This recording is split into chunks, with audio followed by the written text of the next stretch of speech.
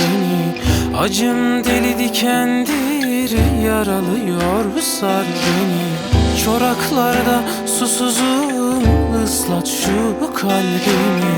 Gölge ol omzuma, çürütme tenimi. Tutundum salkım bağına, doldur boş heybeyi.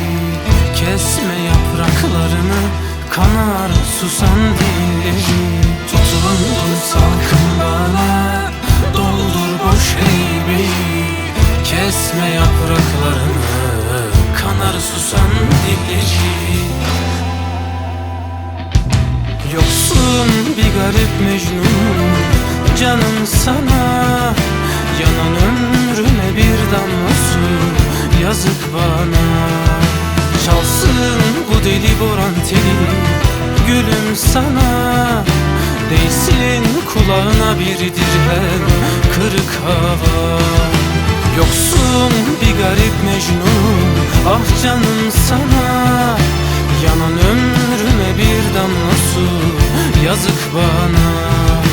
Çalsın bu deli boran teli, ah gülüm sana.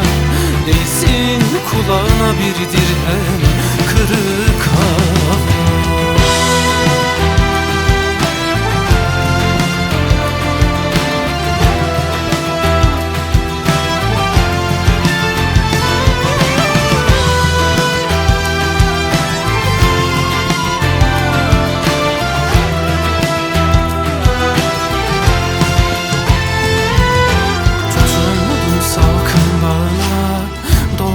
Boş heybeyi, kesme yapraklarını, kanar susan dilleri.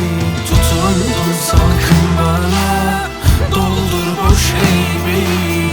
Kesme yapraklarını, kanar susan dilleri. Yoksun bir garip Mecnun, canım sana. Yanan ömrüme bir damla su, yazık bana. Çalsın bu deli boran teli, gülüm sana.